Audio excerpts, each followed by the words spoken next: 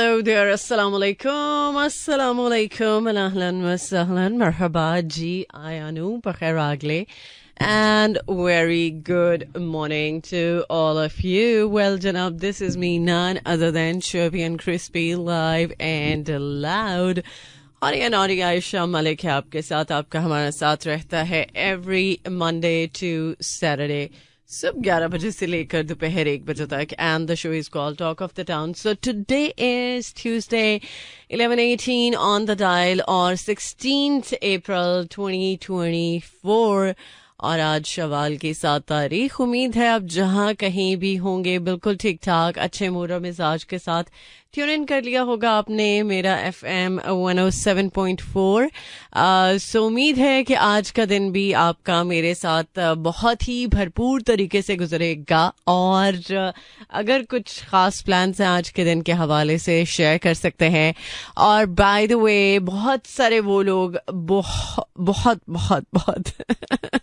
सारे वो लोग जो आज पहली बार सुन रहे हैं और ट्यून इन किया है आपने, थैंक यू सो मच, बहुत बहुत शुक्रिया. उम्मीद है कि आज का दिन आपका मेरे साथ काफ़ी प्लेजेंटली गुजरेगा.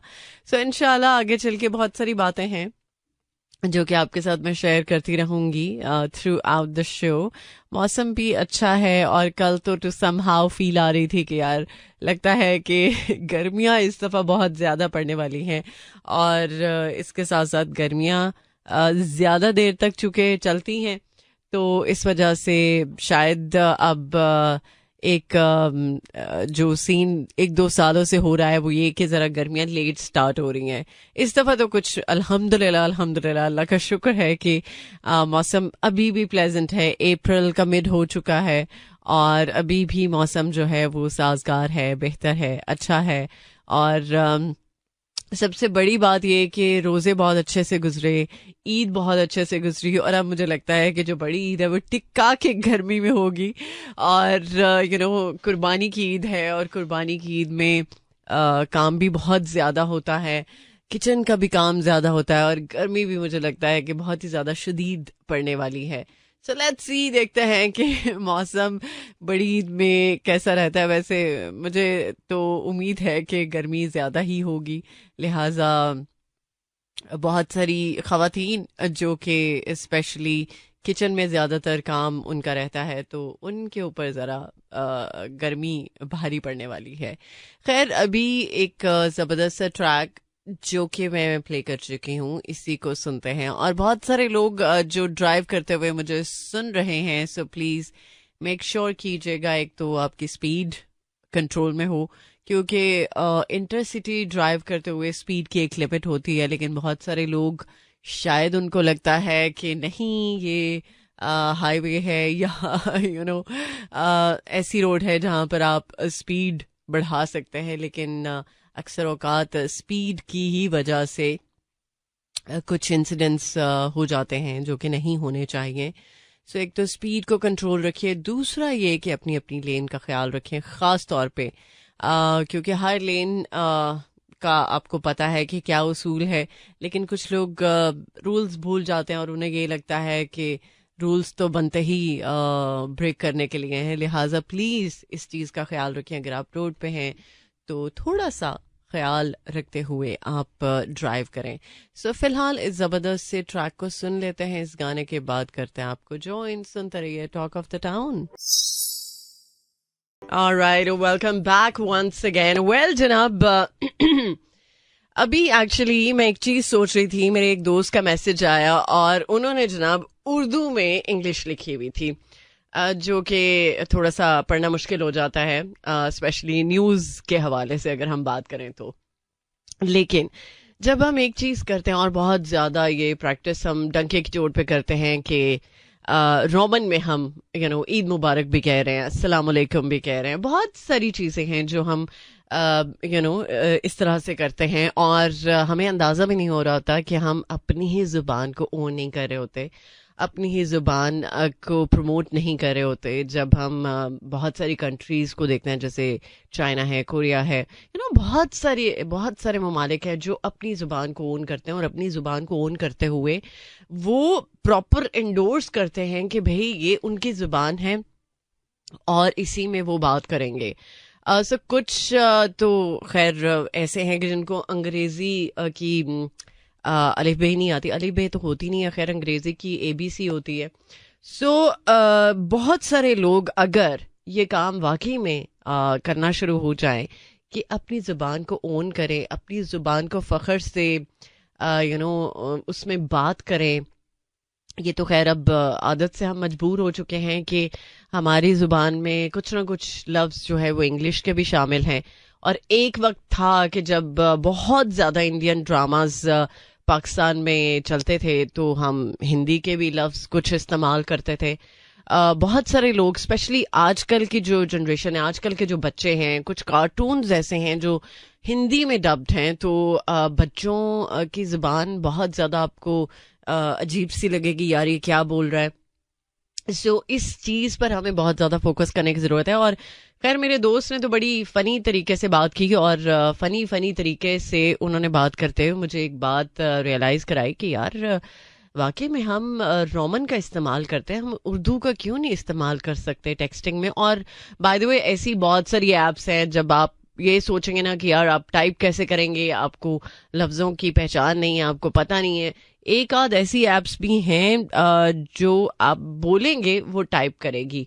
अब मैं यहाँ पर उस ऐप की इंडोर्समेंट तो नहीं करने बैठी हुई, बट ये है कि आप सर्च कर सकते हैं और ऐसी ऐप्स ढूंढ सकते हैं जो आप बोलेंगे वही चीज़ टाइप होगी। लिहाजा आप जो कीबोर्ड है उसका वो इस्तेमाल कर सकते हैं। उसको आप डाउनलोड करके और फिर जो भी आप प्लेटफॉर्म पे मैसेज कर रहे हैं तो उसका कीबोर्ड आपको सिंक करना पड़ेगा। देन आप इजीली उर्दू को लिख कर भेज सकते हैं उन लोगों को जो उर्दू को सुनना, देखना, बोलना पसंद करते हैं। सो मेरा ख्याल है कि हमारी ज़ुबान बहुत प्यारी है, बहुत मीठी है। एक्चुअली बहुत सारे लोग हैं जो इस चीज़ को समझते हैं कि उर्दू चूँकि मिक्सचर है बहुत सारी ज़ुबानों का। अगर आप किसी पर्शियन से मिलेंगे तो आपको लगेगा कि यार उर्दू के बहुत सारे लफ्ज़ हैं उसमें। अगर आप पख्तून को मिलेंगे तो आपको लगेगा कि बहुत ज़्यादा लफ्ज़ हैं जो उर्दू के उसमें शामिल हैं। अगर आप कुछ लोग तो कुछ हद तक, खैर मेरी तो भाभी ताजिक हैं, तो आप ताजिक लोगों से मिलेंगे तो उनके बहुत सारे लफ्ज़ हैं जो उर्दू के इस्तेमाल होते हैं। सो उर्दू बहुत सारी ज़ुबानों का एक मिक्सचर है और बहुत खूबसूरत ज़बान है। लिहाजा हमें अपनी ज़ुबान को ओन करने के साथ साथ इसको प्रॉपर जिस तरह से इंडोर्स करने की ज़रूरत है उसको इंडोर्स करना चाहिए, ना कि हम शेमफुल रहें कि यार पता नहीं हमारी ज़ुबान किसी ज़ुबान से कम है। हमारी ज़ुबान किसी भी ज़ुबान से कम नहीं है, बल्कि बहुत ज़्यादा बोलने वाली ज़ुबानों में से एक ज़ुबान है। इसको प्राउडली बोलना चाहिए, प्राउडली इसको ओन करना चाहिए और प्राउडली इसको एंडोर्स करना चाहिए कि भाई हमारी ज़ुबान को बोलो। हमारी ज़ुबान बहुत मीठी है, बहुत खूबसूरत है और इसको बोलते हुए बहुत एक खूबसूरत एहसास होता है। लिहाजा आज आपने सोचना है कि किस इंसान को आप पूरी उर्दू ज़ुबान में कुछ अपने इमोशंस का जो इजहार है वो कर सकते हैं, या फिर आज का दिन आप डेडिकेट कर दें उर्दू को और ट्राई करें। ट्राई करने से मेरा ख्याल है कि आप कामयाब हो सकते हैं।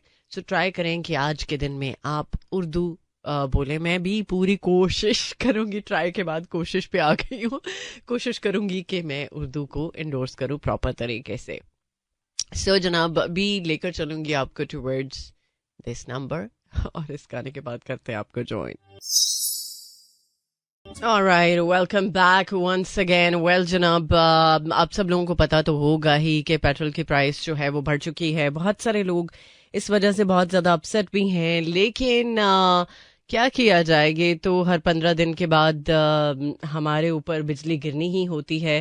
पेट्रोल की प्राइस जब बढ़ती है तो फिर और भी प्राइसेस बढ़ जाती हैं, लेकिन जब पेट्रोल की प्राइस कम होती है तो तब प्राइसेस वहीं की वहीं रहती हैं और फ्यूल प्राइस वो भी कुछ रुपए कम होती है। खैर वफाकी हुकूमत ने पेट्रोल की जो कीमत है उसमें इजाफा जो कि कर दिया है।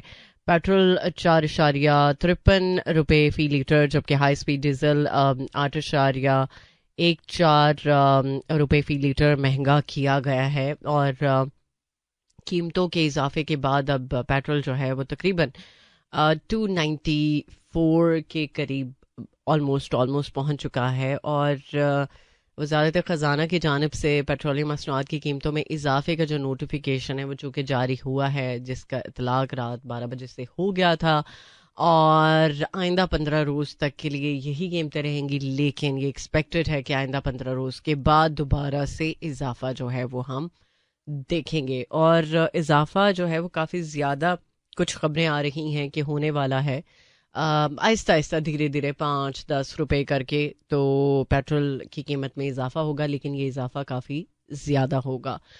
अब लेट्स सी, जब हम बात करते हैं कि मुल्क के हालात बेहतर होंगे, तो यहाँ पर महंगाई भी आए दिन जो है वो बढ़ रही है। फिर अब चूँकि बहुत सारे बच्चे जो है वो नई क्लासेस में जा रहे हैं, तो ये पहले होता था कि मैट्रिक तक जो बच्चों को गवर्नमेंट स्कूल्स की बुक्स हैं वो फ्री में मिलती थी, लेकिन इस दफ़ा 10th की जो बुक्स हैं वो नहीं अभी तक मिली। तो इसके पीछे क्या बात है, ये तो वैसे सोचने वाली बात है। लेट्स सी इस पर क्या हिकमत अमली अपनाई जाती है, या फिर यूं ही विजिट्स जो हैं उनकी फुटेज हमारे सामने आती रहेगी।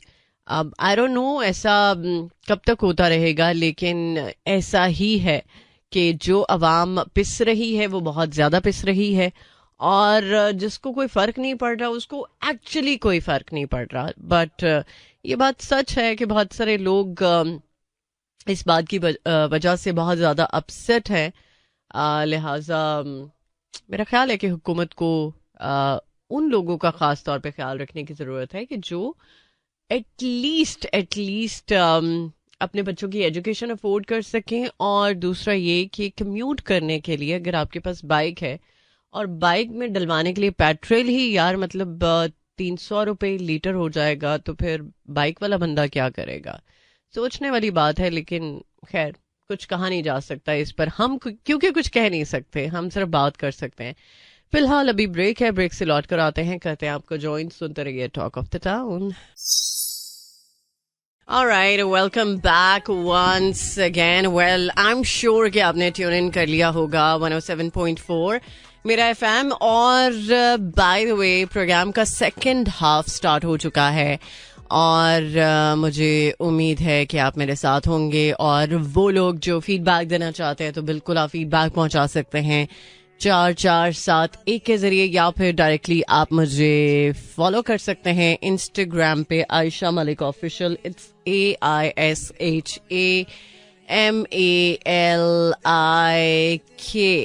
ओके, सो स्पेलिंग्स इसलिए बताती हूँ कि आप में से बहुत सारे वो लोग जो पहली बार सुन रहे हैं, सो उनको एटलीस्ट पता हो कि वो किस तरह से पार्टिसिपेट कर सकते हैं। ओके, समटाइम्स बहुत छोटी छोटी चीज़ें हैं जो बहुत मैटर कर सकती हैं हमारी ज़िंदगी में, एक गहरी छाप छोड़ सकती हैं। हम कभी कभी भूल जाते हैं उनका इस्तेमाल करना। जैसे बहुत सारे लोग दावा करते हैं ना कि वो जिनके साथ हैं वो उनके साथ बहुत ही ज़्यादा एक अच्छे बॉन्ड के साथ हैं, एक अच्छे रिलेशनशिप के साथ हैं, चाहे वो दोस्ती का है, स्पाउस का है, कोई भी रिश्ता, बहन भाई, माँ बाप, कोई भी रिश्ता आप ले लें। लेकिन हर रिश्ते में कुछ छोटी छोटी चीज़ें हैं जो बहुत ज़्यादा मैटर करती हैं, और वो बहुत एक मेजर इम्पैक्ट डालती हैं उन रिलेशंस पर, जिसमें हम बात कर सकते हैं थैंक यू की, या हम बात कर सकते हैं प्लीज़ की। ये ऐसे लफ्ज़ हैं जो कि मेरा ख्याल है कि बड़ी दफ़ा बात कर चुकी हूँ, लेकिन कभी कभी एक जेंटल रिमाइंडर की ज़रूरत होती है ना। सो मेरा ख्याल है कि एक जेंटल रिमाइंडर ही इसको आप समझ सकते हैं। So sorry, please and thank you, ये वो मैजिकल वर्ड्स हैं कि जिनको हम अपनी ज़िंदगी में अगर बहुत ज़्यादा मेक श्योर करें कि इनका इस्तेमाल किया जाए, तो हमारे रिलेशनशिप्स बेटर वे में अंडरस्टैंडेबल होंगे। और हम जब किसी को थैंक यू बोलते हैं या प्लीज़ करके कोई रिक्वेस्ट करते हैं या फिर हम किसी को अप्रिशिएट करने के लिए सोचते हैं, तो मेरा ख्याल है ये वो काइंड वर्ड्स हैं जो कि बहुत ही मैजिकल इम्पैक्ट डाल सकते हैं. सो ट्राई कर सकते हैं आप इन वर्ड्स का इस्तेमाल करके, और एक आपको मेजर डिफरेंस पता चलेगा. आप किसी को कोई बात कहना चाहते हैं, कोई रिक्वेस्ट करना चाहते हो, तो अगर आप प्लीज के साथ रिक्वेस्ट करेंगे तो उसका इम्पैक्ट कुछ और तरह से होगा, ना कि आप उसको डायरेक्टली वो बात बोल दें.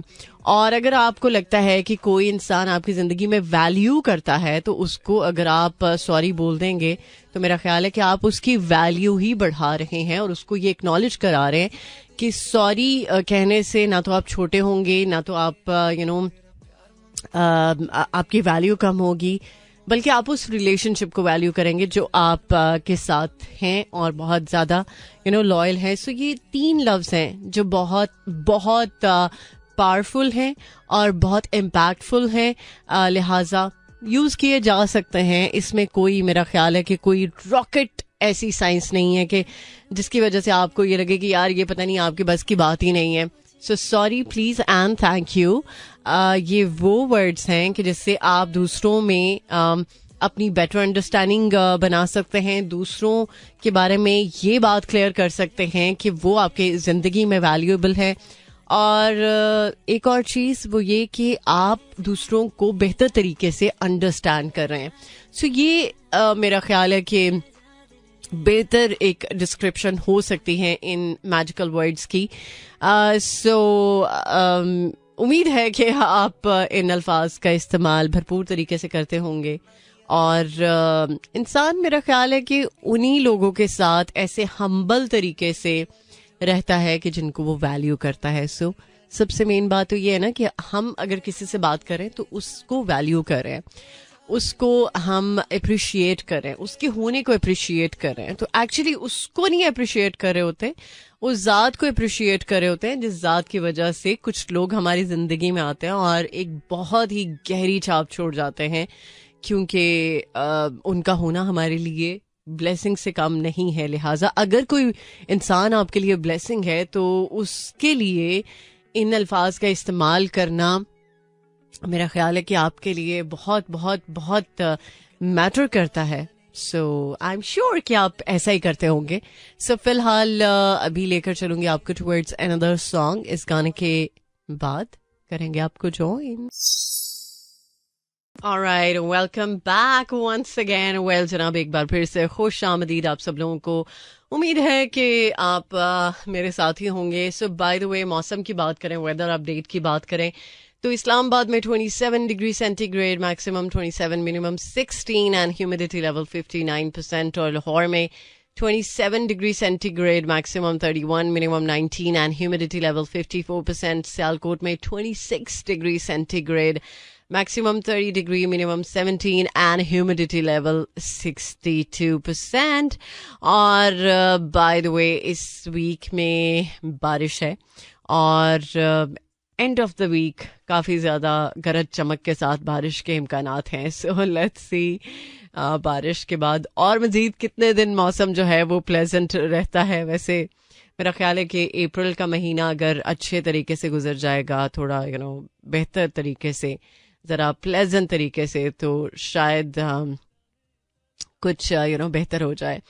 सो जनाब, कुछ बात कर लेते हैं उन लोगों के हवाले से जो मौसम का ज़रा भरपूर फ़ायदा उठा रहे हैं और चाहे मॉर्निंग वॉक है या इवनिंग वॉक है, सो ट्राई कर रहे हैं कि वो इस मौसम को भरपूर तरीके से एंजॉय करें. और वैसे भी अगर आप अपने आसपास ग्रीनरी देखते हैं, बहुत ज़्यादा मौसम भी अच्छा होता है, तो ये आप की दिमागी सेहत के लिए बहुत ज़्यादा ज़रूरी है. और आप शायद एहसास आपको होता हो जब आप किसी ऐसी जगह पर होते हैं जहाँ पर ग्रीनरी बहुत ज़्यादा होती है, या फिर आपको बैठ के, उठ के, चल के, फिर के कुछ अच्छा एक एहसास मिलता है. सो ये एक मेरा ख्याल बेहतरीन एक्टिविटी है. लेकिन अगर आप चाहते हैं कि आपको नींद बेहतर मिले और आप अच्छी नींद सो सकें, तो ज़्यादा बेहतर अप्रोच ये है कि आप थोड़ा सा टाइम जो है वो अपने लिए वॉक के लिए मेक श्योर कर सकें.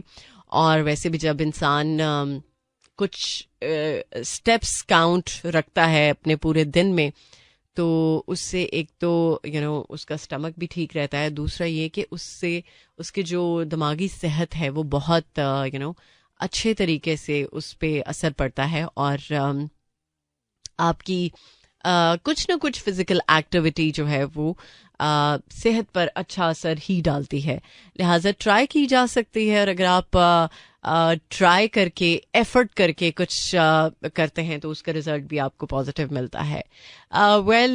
चूँकि हमने बात की है पेट्रोलियम मसनूआत की कीमतों के इजाफे के बारे में, तो ज़रा स्टॉक मार्केट में भी देख लेते हैं क्या सूरत हाल है।